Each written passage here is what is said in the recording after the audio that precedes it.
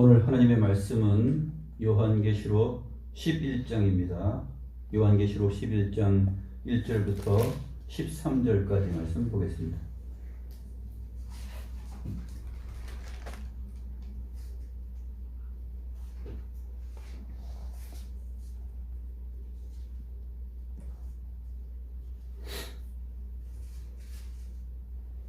(11장) 1절부터 13절입니다. 제가 하나님의 말씀을 받들어 있습니다. 또 내게 지팡이 같은 칼대를 주며 말하기를, 일어나서 하나님의 성전과 제단과 그 안에서 경배하는 자들을 측량하되 성전 바깥 마당은 측량하지 말고 그냥 두라. 이것은 이방인에게 주었은즉 그들이 거룩한 성을 42달 동안 짓밟으리라. 내가 나의 두 증인에게 권세를 주리니 그들이 굵은 베옷을 입고 1260일을 예언하리라.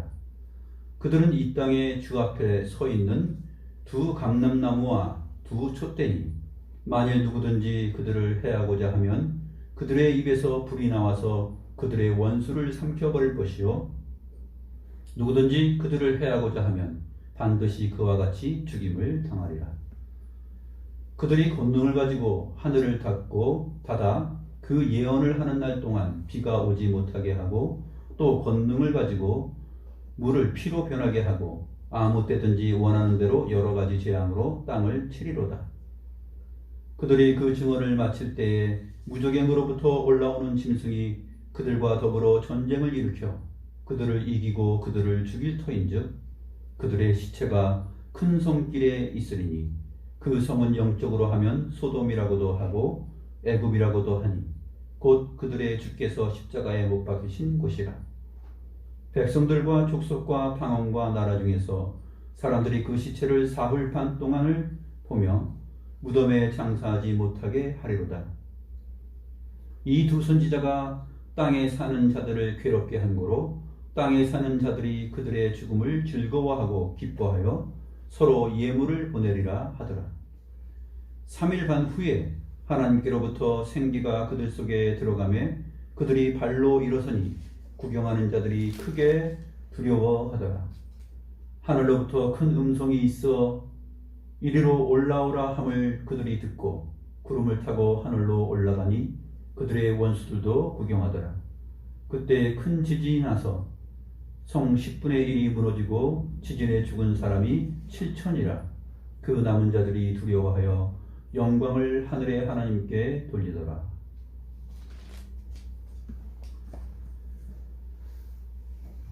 오늘 본문 말씀은 요한계시록 가운데 까다롭다라고 많이들 얘기하는 본문입니다. 그러나 까다로울 것이 사실은 없어요. 까다롭다고 하는 이유는 자의적으로 생각하고 하나님의 말씀에 집중하지 않기 때문에 까다로운 것이에요.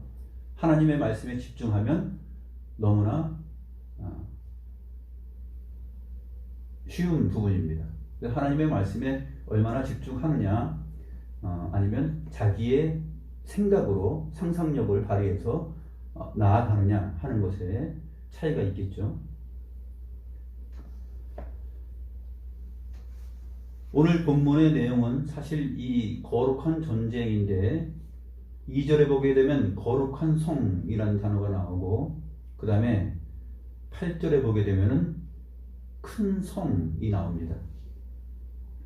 그래서 거룩한 성과 큰 성이 대비되는데 요한계시록 문맥에서는 이 거룩한 성은 하늘에서 내려오는 어린 양의 신부 새 예루살렘 성으로 요한계시록에서 묘사가 됩니다. 그리고 이 큰 성은 나중에 이제 14장 15장으로 나아가게 되면은 큰 성 바벨론이 무너지게 되고 그 큰 성이 바로 바벨론, 세상 나라 전체를 의미한다라는 것을 우리가 요한계시록의 문맥을 통해서 알 수 있기 때문에 이 거룩한 성과 하늘로부터 내려오는 이 거룩한 성, 또 큰 성으로 대비되는 바벨론, 세상 나라, 이 두 성의 싸움, 이것을 주목해 보면 이제 요한계시록에서 주님께서 무엇을 말씀하시는지 알 수가 있습니다. 11절 1절부터 보겠습니다. 사도 요한에게 지팡이 같은 갈대를 주면서 말합니다. 하나님의 성전과 제단과 그 안에 경배하는 자들을 측량하라. 하나님의 성전과 제단 또 그 안에 경배하는 자들을 측량한다. 이것은 이제 거룩한 성 안에 소속되는 그 내용들을 지금 측량하는 것이죠. 지팡이 같은 이 갈대로 이것을 측량하는데, 옛날에는 자가 이 갈대자예요. 갈대자는 보통 크게 되면은, 강가에서 보게 되면 크면은 6m 정도까지 자랍니다. 6m까지 아주 곱게 자라는데, 이 갈대가 곱게 뻗고 잘라서 자로 쓰기에 편리한데 상당히 가벼워요. 6m인데 가벼워요. 나무나 쇠 6m는 얼마나 무거워요? 갈대는 든 것 같지 않게 가볍습니다. 6m인데 이 갈대로 측량하는데, 집을 재거나 또 건물을 지을 때 이것을 사용했습니다. 그런데 2절에 보니까 성전 바깥 마당은 측량하지 말라 그랬습니다. 그러니까 사도 요한에게 하는 말이, 하나님의 성전과 그 제단과 그 안에 경배하는 자들은 측량을 하는 거예요. 그 안에 있는 자들을 딱 구분하는 것이죠. 그리고 그 성전 바깥 마당은 측량하지 않는 것입니다. 내버려 두는 것이에요. 왜 그러냐? 그것은 이방인에게 주었기 때문이다. 이 이방인은 로마서나 갈라디아서나 이런 서신서에서 사도 바울이 말하는 구원을 받게 될 그런 이방인들을 포함하는 그런 내용이 아니라, 이방인들은 정말 말 그대로 이방인, 세상 나라, 즉 8절에서의 큰 성 안에서 살아갈 사람들이에요. 하나님의 백성들, 교회는 뭐냐면, 교회는 거룩한 성에 속한 거룩한 존재들이죠. 그러나 이 거룩한 성은, 이 교회는 작아 보입니다. 쪼잔해 보여요. 근데 깨끗합니다. 순결합니다. 거룩합니다. 세상 나라는 위대하고 커 보여요. 많이 가졌어요. 그런데 결국 그 자기가 가진 것으로 주님의 나라에 도전을 하는 자들이죠. 그래서 바깥 마당을 측량하지 마는데, 그것은 이방인에게 속한 것이기 때문에 그래요. 측량할 필요가 없어요. 중요한 거는 하나님께서 지금 주목하시고 딱 측량을 해서 경계를 지어주는 것은 뭐냐면 자기 백성들이에요. 그래서 그들이 거룩한 성을 42달 동안 짓밟는다 이렇게 말하고 있습니다. 즉 성전 바깥 마당에 속한 이방인들, 그들이 거룩한 성인 하나님을 경배하는 자들을 42달 동안 짓밟는다. 42달이면은 연수로 따지면 어떻게 되죠? 3년 6개월이에요. 42달이면 3년 6개월이죠. 3년 6개월 동안 짓밟는다. 이거는 문자적인 의미가 아니라 상징적인 의미예요. 상징적인 숫자를 말하는 것은 그 기간이, 그 짓밟는 기간이 하나님의 뜻과 계획 속에서 정하여져 있다라는 것이에요. 딱 정하여져 있다. 그 기간 동안만 그렇게 행할 수 있다라는 것이죠. 42달 동안 짓밟습니다. 세상이 교회를. 3절 말씀 보면, 내가 나의 두 증인에게 권세를 주리니 그들이 굵은 베옷을 입고 1260일을 예언하리라. 1260일은 달로 계산하면 몇 달이에요? 42달이에요. 그렇죠? 네. 1260일. 1260일도 3년 반입니다. 3년 6개월. 그러니까 42달 동안 세상이 교회를 짓밟는 일을 진행할 때, 교회는 짓밟히면서 무엇을 하냐면 두 증인이 있어요. 두 증인이 교회가 그 환난과 세상으로부터 짓밟힘을 받는 동안에 두 증인이 주님으로부터 권세를 받아서 증언을 해요. 그래서 그들이 굵은 베옷을 입고 1260일을 예언한다 이렇게 말하고 있는 것입니다. 세상은 교회를 짓밟고, 그러나 교회는 1260일을 예언하는 것이에요. 마치 세례 요한이 회개하라, 주님 오실 때가 되었다라고, 회개하지 아니하면 너희는 다 멸망한다, 그렇게 증거하는 것과 같은 것입니다. 그래서 굵은 베옷을 입고 있는 것입니다. 굵은 베옷은 구약 성경을 보게 되면 어느 때 입냐 하면, 굵은 베옷은 슬플 때 입는 옷이에요. 슬플 때, 애통할 때, 교회가 환난을 당할 때, 그때 금식하면서 굵은 베옷을 입고 애통하는 것이죠.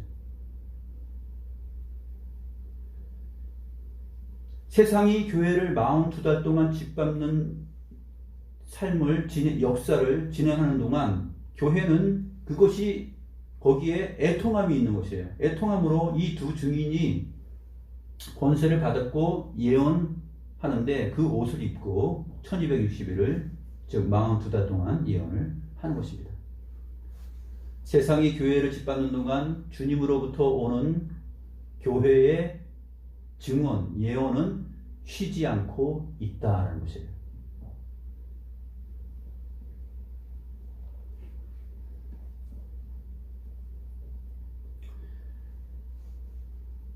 이 거룩한 성이 성전인 까닭은 신약 성경에서 우리가 잘 나타나는데,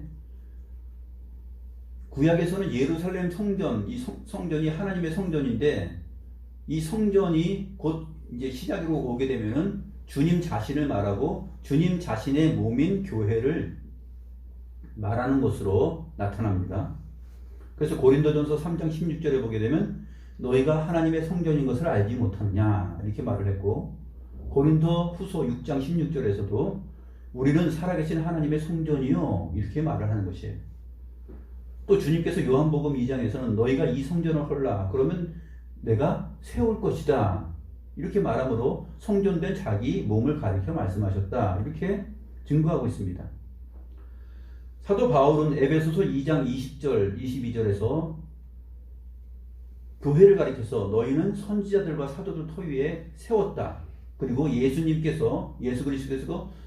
그리스도께서 모퉁이 돌이 되셔서 너희가 그 모퉁이 돌에 연결되어서 산돌로 지어져 간다, 이렇게 주 안에서 함께 지어져 간다 라고 말하므로 성전인 교회를 잘 말하고 있죠.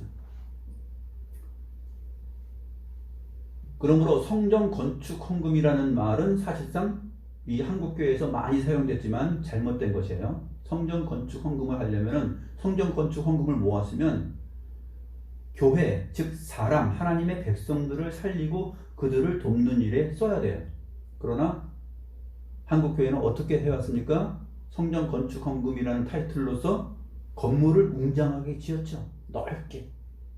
그 안에 체육시설도 만들고, 그 다음에 그 안에 카페도 만들고, 그 안에 무슨 의리의리한 담임목사 당회장실도 만들고, 예배당 만들고. 그 예배당이 성전이 아니에요. 성전은 한 사람 한 사람, 여러분들 사람이 하나님의 백성들이 성전이에요. 그러면 성전 건축을 헌금을 한다, 그러면 그 명목은 명목답게 해야 되고 명목답게 쓰여져야 되죠. 어떻게 합니까? 성전 건축 헌금을 했으면 가난하고 힘들고 정말 쪼달리는 삶을 살기 때문에 주일에 잘 예배하러 나오지도 못하고 먹고 살기에도 급급하고, 그러한 사람들이 마음껏 주님 앞에 나와서 예배할 수 있도록 그 사람들을 돕고, 그 사람들 주의 백성들을 위해서 쓰는 것, 그것이 뭐냐면 성전 건축 헌금이 돼야 되는 것이에요.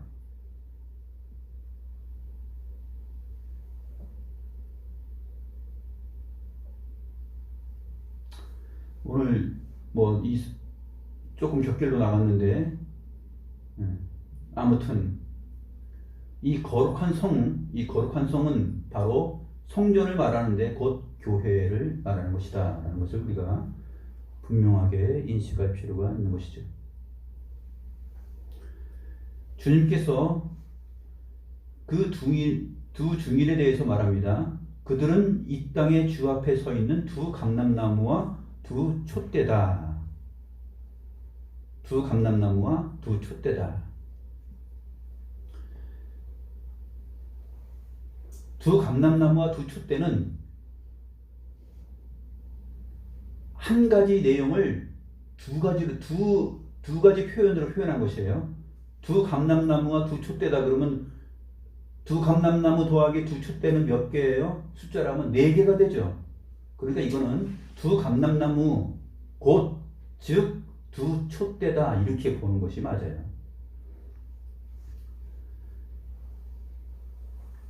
내가 나의 두 증인에게 권세를 주어서 그들이 굵은 베옷을 입고 1260일을 예언할 것이다 이렇게 말했잖아요. 그 두 증인을 두 감람나무라고 말하든지 아니면 두 촛대라고만 말을 해야 되는데 두 감람나무와 두 촛대다 이렇게 말을 하니까 이것을 따로따로 보면은 넷이 되잖아요. 이게 따로따로 봐서는 안 된다는 것이죠. 두 감람나무 즉 두 촛대다. 그럼 두 감람나무는 사실은 어디를 봐야 되냐면 스가랴서를 봐야지 잘 알 수가 있어요. 스가랴서 4장을 봐야지 나타나는데 스가랴서 4장에서는 역시 하나님께서 포로된 이스라엘 백성들을 구원하여서 예루살렘으로 복귀시켜서 하나님의 그 거룩한 성을 온전하게 할 때에 그것에 대한 메시지, 구원의 메시지를 그 전하는 자들인데 그 전하는 사람들이 스가랴서 3장과 4장에서 누구로 나오냐면 대제사장 여호수아와 총독 스룹바벨이 그 두 감람나무로 나오게 됩니다.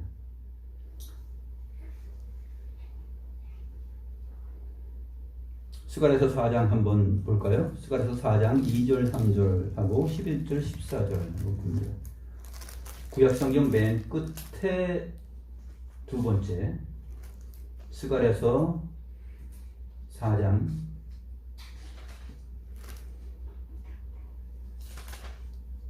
구약성경 1315페이지 스가랴서 4장 2절 3절을 보게 되면 내가 보니 순금 등잔대가 있는데 그 위에 기름그릇이 있고 또 그 기름그릇 위에 7 등잔이 있으며 그 기름그릇 위에 있는 등잔을 위해서 7 관이 있고 그 등잔대 곁에 두 감람나무가 있는데 하나는 그 기름그릇 오른쪽에 있고 하나는 그 왼쪽에 있나이다.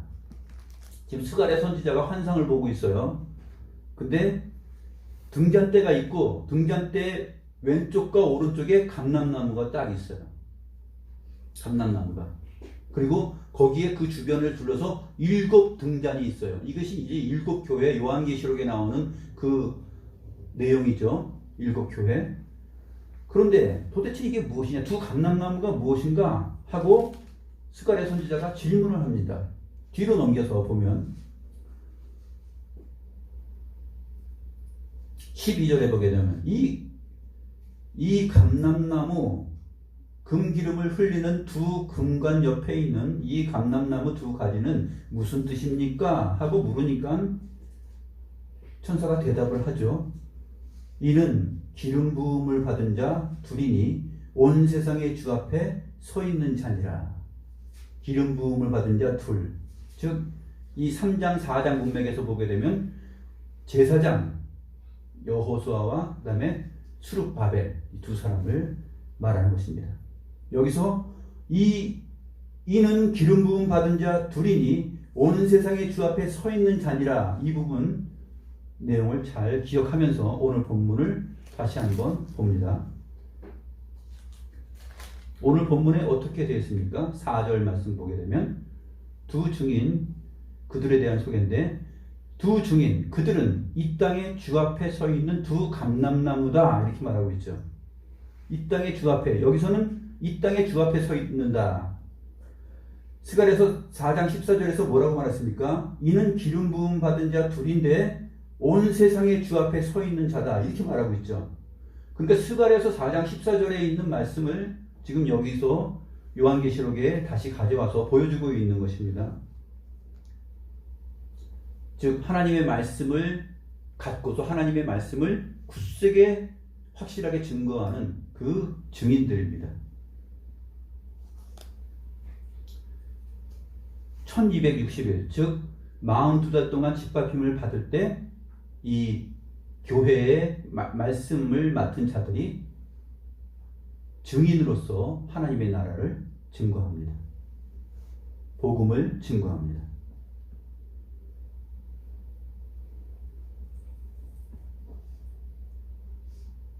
왜 이 두 증인이라 그럴까요? 사실상 일찍이 신명기 19장 15절에 보게 되면 이렇게 말씀이 되어 있어요. 사람의 모든 악에 관하여 또는 모든 죄에 관하여는 한 증인으로만 정할 것이 아니요 두 증인의 입으로나 또는 세 증인의 입으로 그 사건을 확정할 것이며 라는 말씀이 있죠. 그래서 사실 두 증인이 나오는 것이에요. 왜냐하면 두 증인의 증거는 참되기 때문에. 이 두 증인이 무엇을 말합니까? 사람의 모든 악에 관하여 또 모든 죄에 관하여. 그래서 42달 동안 세상 나라 이 큰 성이 교회 거룩한 성을 짓밟을 때 이 두 증인이 그 악, 그 죄에 관하여서 증인으로서 역할을 하는데 한 사람으로 하지 않고 두 증인으로 하기 때문에 바로 주님 자신과 함께하는 증거이기 때문에 참되다 하는 것이에요.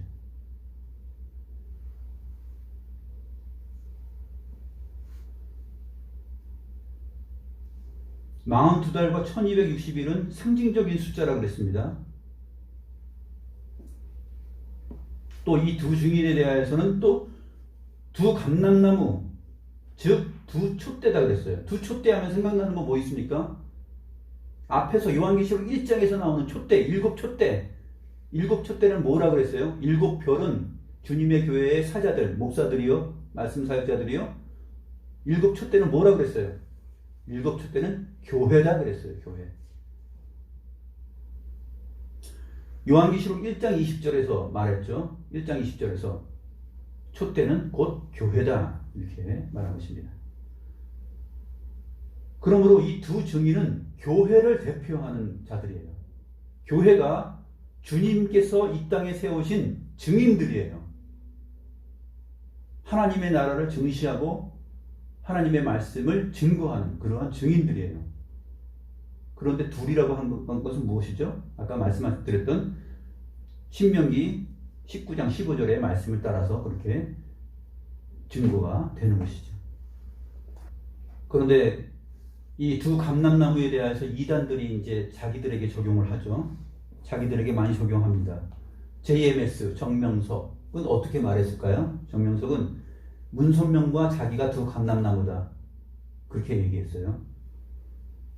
전도관, 옛날에 천부교라고 그랬죠. 천부교 전도관 박태서는 자기 자신이 감람나무 기름으로부터 구원을 받았고 성령 부음을 받고 또 자기 자신이 또 감람나무다 이렇게 주장을 하고 있는 것이죠. 예수님은 가짜다 이렇게 얘기를 합니다. 신천지 이만희는 뭐라고 얘기합니까?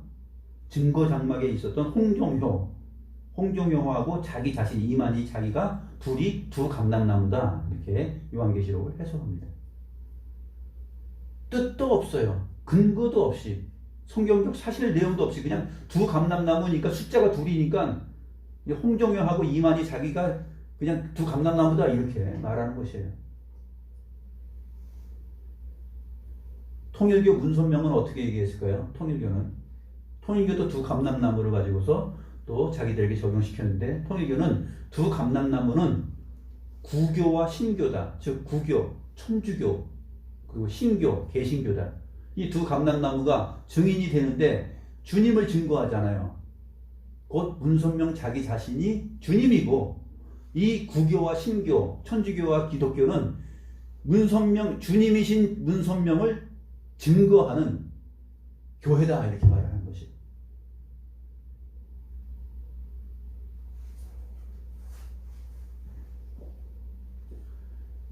한국 교회 성도들이 이 땅에 복음이 들어온 지 130년이 넘었는데도 사실 이 하나님의 말씀에 근거하는 철저한 계시 의존 사색을 하지 않고 하나님의 말씀을 사랑하기보다는 다른 부차적인 것들을 사랑하고 또 말씀 사역자들이 이 세상의 경제 논리와 그 부와 그 세상의 행복론을 추구해서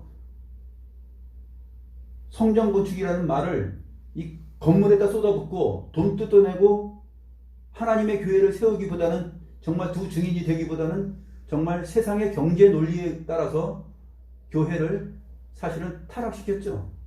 말씀의 본의와 내용은 다 설교하지도 못하고 설명하지도 못한 까닭에 많은 이단들이 자기가 재림 예수라 그러고 자기가 두 감람나무라고 해도 말을 해도 거기에 대해서 명확한 성경적 의미를 가지고서 반론을 제기하거나 너희들 그 틀렸어 잘못됐어 빨리 거기서 나와라 이렇게 말하지도 못하는 것이죠. 안 그렇습니까? 42달은 정한 때가 있다라는 것이 그 생명력이에요. 6절이 그 증거입니다. 6절 한번 보시죠. 42달을 얘기하는데 그들이 권능을 가지고 하늘을 닫아 그 예언을 하는 날 동안 비가 오지 못하게 하고 또 권능을 가지고 물을 피로 변하게 하고 아무 때든지 원하는 대로 여러 가지 재앙으로 땅을 치리로다. 이 그들이 누구입니까? 두 증인이죠. 두 증인이 그렇게 하는 거예요. 근데 6절 내용을 보니까 그들이 권능을 가지고 하늘을 닫아 예언을 하는 날 동안 비가 오지 않았다. 누구예요? 엘리야 시대잖아요. 엘리야 시대 동안 3년 반 동안 하늘을 닫아서 비가 오지 않았어요. 그렇죠. 주님께서도 3년 반 동안 비가 오지 않을 때에 예루살렘에 이스라엘에 많은 과부가 있었지만 과부들에게 선지자를 엘리야를 보내지 않고 사렙다 그 시돈 땅에 있는 과부에게 보냈다 하는 그런 얘기를 하면서 선지자가 고향 땅에서 환영을 받지 못한다 그런 말씀을 하면서 3년 반 동안 비가 오지 않았던 얘기를 합니다. 이게 엘리야 시대를 말하는 것이에요. 그러면 또 권능을 가지고 물을 피로 변하게 하는 거 뭡니까? 모세 시대잖아요. 엘리야 시대와 모세 시대. 자 보세요. 3년 반 동안이라는 즉 42달 1260일 이 날짜가 상징적인 숫자라는 이유는 뭐냐면 6절에서 3년 반은 물리적으로 같아요. 3년 반 동안 비가 오지 않았으니까. 그런데 뒤에 나타나는 거 모세 시대 때 애굽의 재앙이 펼쳐진 건 3년 반 동안 재앙이 펼쳐졌습니까? 출애굽기 잘 보세요. 3년 반 동안이 아니에요. 그렇죠? 근데 왜 그들이 권능 가지고 이 3년 반 42달 1260일 동안 예언한다 했을 때 그것을 모세 시대의 내용을 갖다가 넣어서 엘리야 시대와 동일시시켰을까요? 물리적인 날짜의 수가 아니라 이것은 상징적 의미다라는 것이 여기서 드러나는 것이죠. 그렇죠?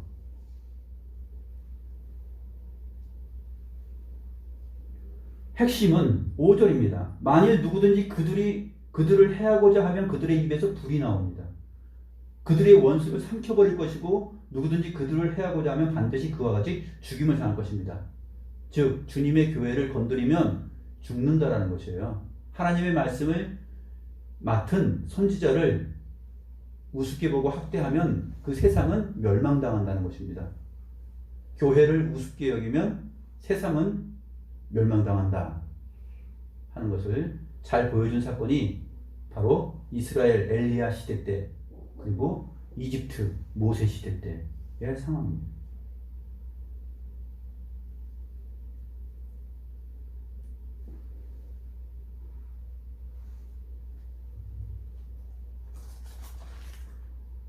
다니엘서 8장도 보게 되면 다니엘서 8장에 보게 되면 다니엘도 환상을 보는데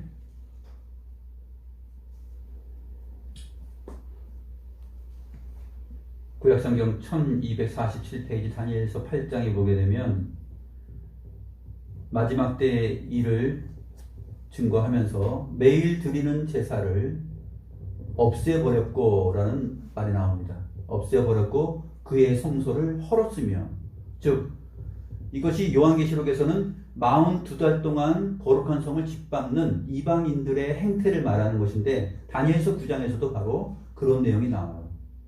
매일 드리는 제사를 없애버렸어요. 그리고 그의 성소를 헐어버립니다.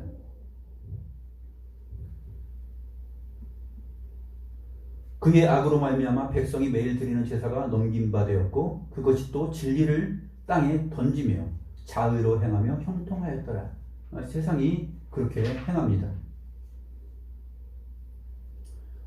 오늘 요한계시록과 비슷한 말이 나옵니다. 다니엘서 8장 13절 보게 되면 매일 드리는 제사와 망하게 하는 죄악에 대한 일과 성소와 백성이 내준 바 되며 짓밟힐 일이 어느 때까지 이를꼬 하고 질문을 하니까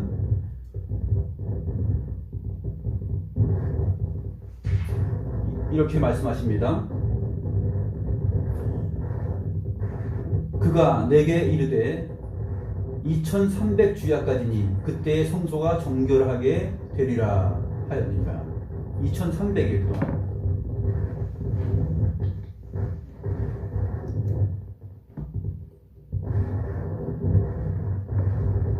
(2300일) 동안이라는 기간이 나옵니다.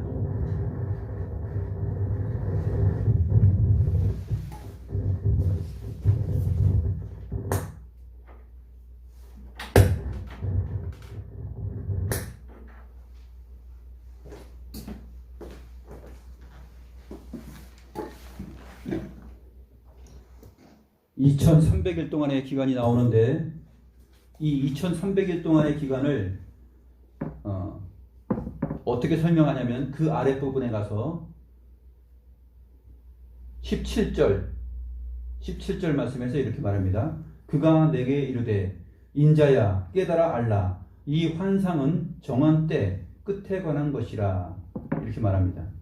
또 19절에 가서도 이 환상은 정한 때 끝에 관한 것이라 정한 때 끝에 관한 것이다 라고 말하면서 2300일 그러니까 매일 드리는 제사를 진행했었는데 하나님 앞에 제사 드리지 못한 일이 2300주야 밤낮 제사 드리지 못하는 일이 일어납니다. 근데 이게 물리적으로 2300주야가 아니라 이것은 상징적 의미에서 하나님께서 정한 때 끝날까지 그때까지 이러한 일이 있을 것이다 라고 예언을 한 것이죠. 이러한 구약 성경에 나타나 있는 상징적인 묵시적 의미가 요한계시록에서도 같이 나타나는 것이죠. 42달 또 1260일을 예언한다 라는 이러한 표현에서도 이것은 하나님께서 정하신 때 그 끝에까지 끝날까지 이러한 일이 있다. 즉 세상 나라 큰 성 바벨론은 거룩한 성 예루살렘 교회를 42달 동안 짓밟을 것이고 그러나 짓밟는 동안에 교회는 그러면 그냥 짓밟히고만 있느냐? 그게 아니라 교회는 믿음의 사람들이 굵은 베옷을 입고 그 날수까지 그대로 짓밟히는 그 날까지 계속하여서 주님의 나라를 증거한다. 그것이 바로 두 증인에 대한 의미입니다. 교회에 대한 얘기죠.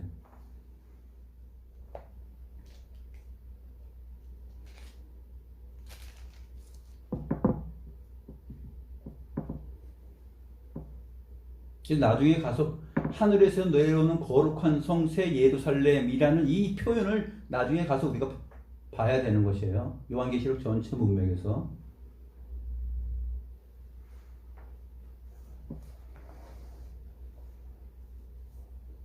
그리고 큰 성 바벨론이 어떻게 무너지는지 그것에 대하여서도 우리가 요한계시록에서 또 보는 것이죠.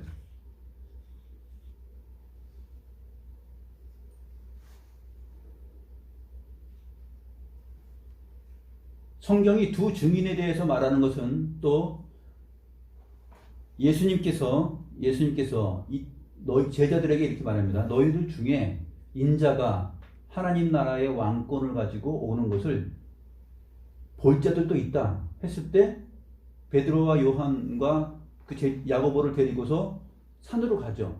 이 변화산 사건입니다. 거기에서 주님께서 영광의 빛난 모습으로 변화되죠. 거기에 누가 서 있었습니까?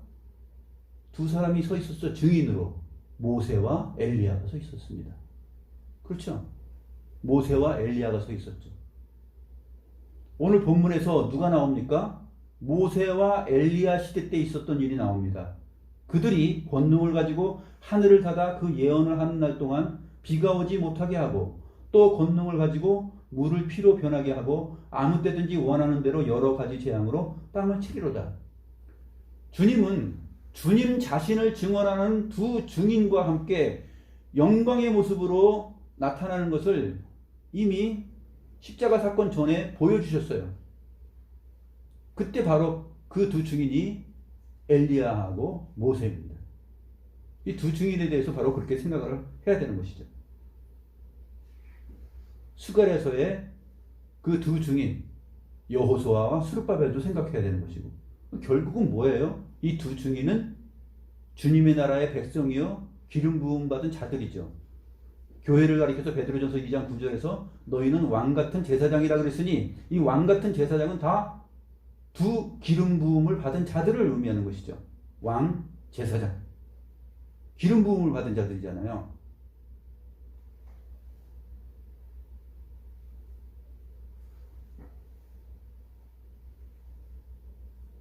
로마서 11장 17절부터 23절에도 이 두 감람나무에 대한 소개가 나오는데 그것을 교회로 설명하고 있습니다. 사도 바울이 로마서 11장에서 돌 감람나무가 참 감람나무에 접붙임을 받는 얘기를 합니다. 참 감람나무 가지를 하나를 잘라버려요. 왜? 하나님의 말씀에서 떠난 자들을 잘라버립니다. 그리고 돌 감람나무를 거기에다 접붙입니다. 돌 감람나무와 두 감람나무, 이 두 감람나무가 곧 참된 이스라엘, 곧 주님의 백성, 기름 부음을 받은 자들 교회다, 이렇게 얘기하고 있는 것이에요.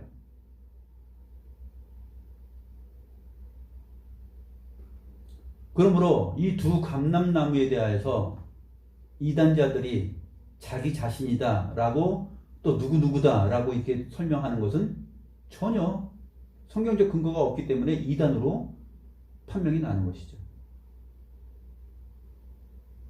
신천지에 넘어가는 사람들이 얼마나 많아요? 통일교회 다니는 사람들이 얼마나 많습니까? 정명석에게 넘어간 사람들이 얼마나 많습니까? 천부교, 전도관, 박태선 그쪽으로 간 사람들이 한국 역사 속에서 얼마나 많습니까? 왜요? 하나님의 말씀을 모르니까. 모르니까 그렇게 말을 해도 요한계시록 본문을 보면은 성경 말씀이 무엇을 말하는지 알지 못하고 배우지 못하고 듣지 못하고 관심 갖지 못하고 그러니까 그냥 쫓아가는 것이죠.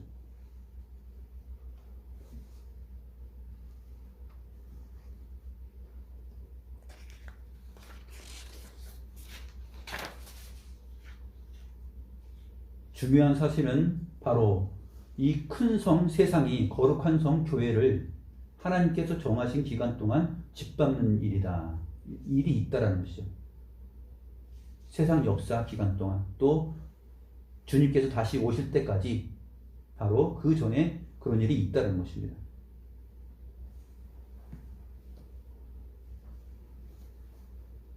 그런데 7절 말씀 보세요. 그들이 그 증언을 마칠 때에 무적행으로부터 올라오는 짐승이 그들과 더불어 전쟁을 일으켜 그들을 이기고 그들을 죽일 터인즉.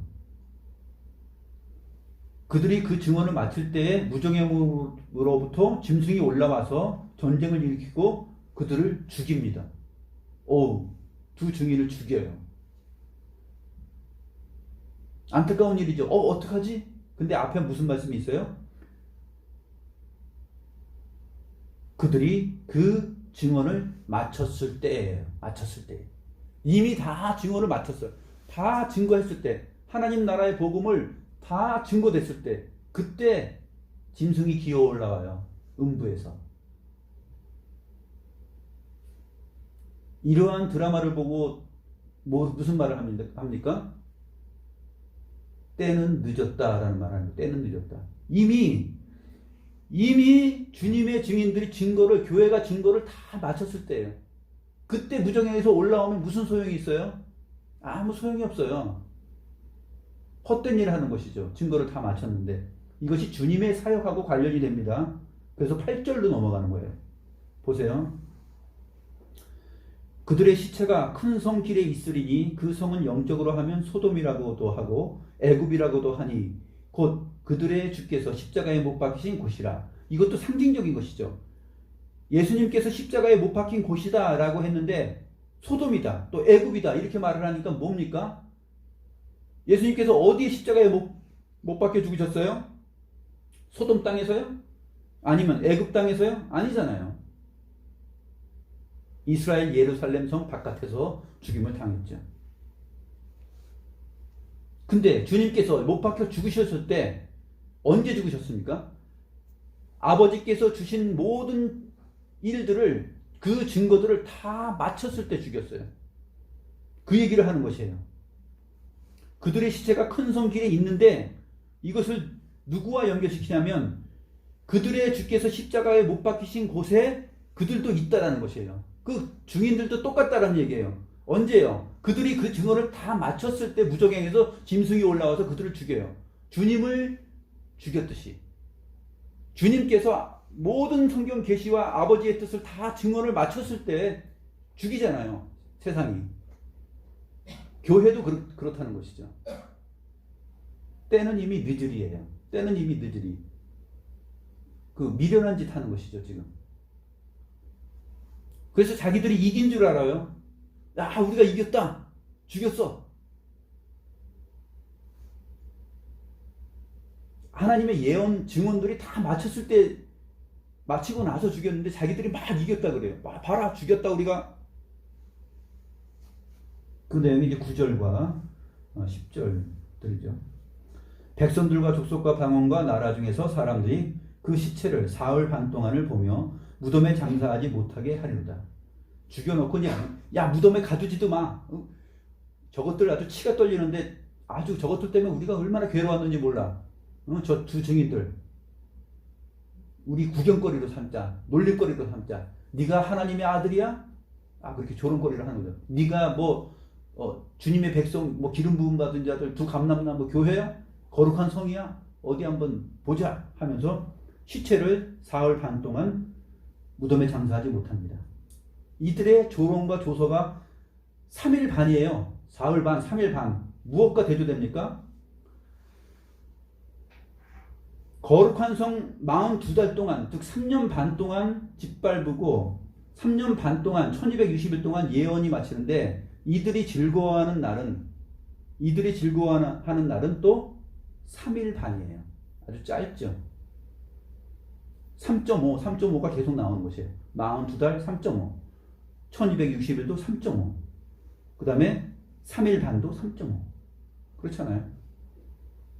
이 상징적 숫자적 통일성이 여기서 계속 나타나고 있는 것이죠. 잠시 동안 즐거워합니다. 아주 잠시 동안. 3일 반 동안.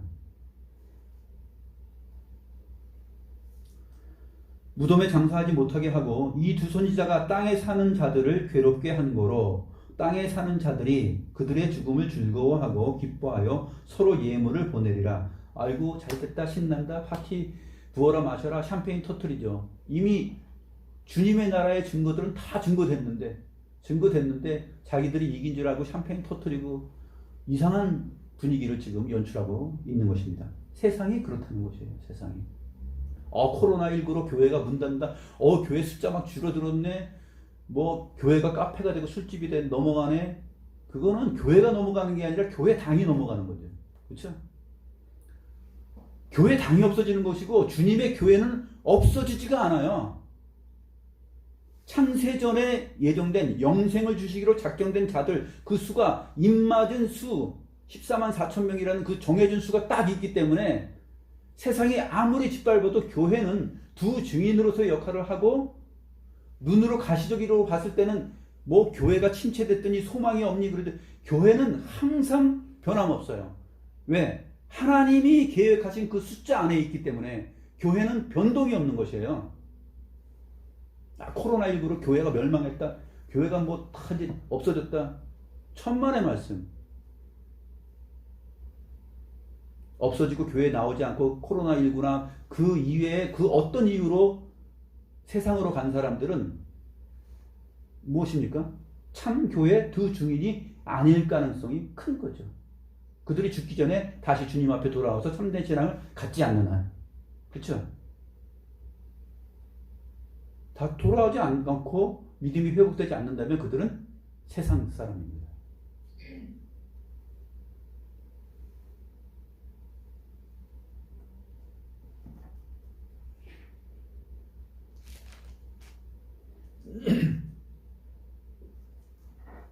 괴롭죠. 저의 이 설교와 이러한 말을 들었을 때 마음이 괴로우면은 안 돼요. 이 말을 들었을 때 괴로움이 마음속에 있으면은 그것은 아마 큰 성에 속한 사람일 것입니다. 이 말을 듣고 기쁘면은 거룩한 성에 속한 사람이에요.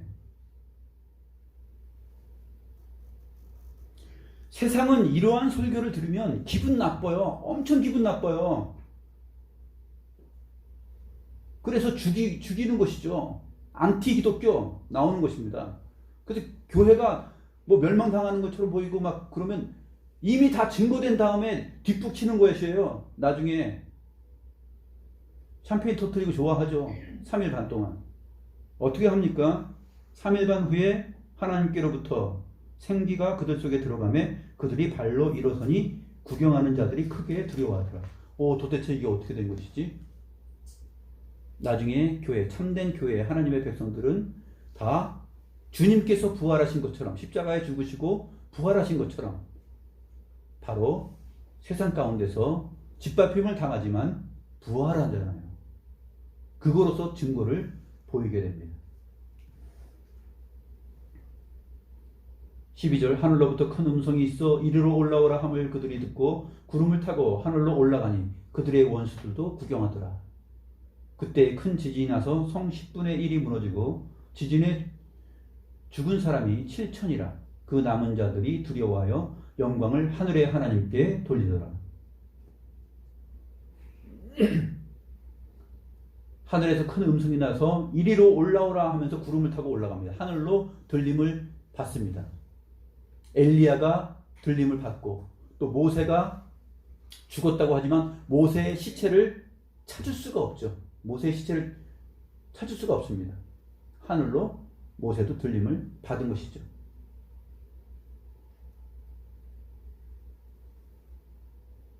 교회가 그렇습니다. 호령과 주의 호령과 천군 천사의 나팔 소리와 함께 나타났을 때 하늘로 들림을 받는 것입니다. 그동안은 무엇이 있습니까? 세상 사는 동안은 이 교회는 거룩한 성도로서 짓밟힘을 당해요. 왜? 하나님 나라의 복음의 생명의 말씀의 증거를 가졌기 때문에. 그 가졌다는 이유 하나만으로 그것 때문에 미움을 받는 것이에요. 다른 거 아니에요. 괜히 미운 거예요. 그것 때문에 그냥 미워해요. 세상은.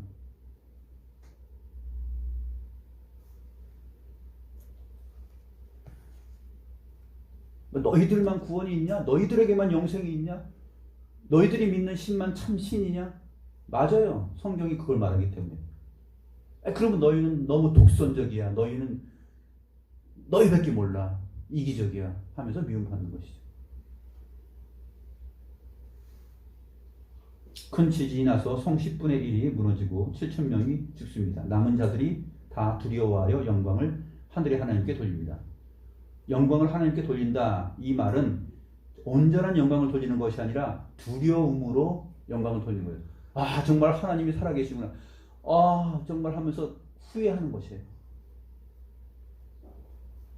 아, 정말 하나님이 살아계셨고 창조주였고 구원자시구나. 내가 왜 이 사실을 몰랐을까 하면서 아, 정말 두 증인의 증거가 참되었구나 하면서 하나님을 고백하지만 이집트 애국 왕과 그 군대가 홍해에 빠져서 죽으면서 하나님을 알고 하나님께 두려움으로 그렇게 영광을 돌린 것처럼 그런 거예요. 세상은 죽을 때 가야, 마지막 때에 가야 그때 비로소 진정한 두려움을 알게 되고 그 두려움 속에서 하나님을 인정하게 됩니다. 기도합니다.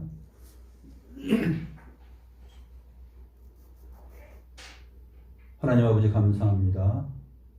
이 땅에서 거룩한 성, 교회로서 두 증인으로서 살아갈 수 있는 은혜를 주심을 감사함을 드립니다.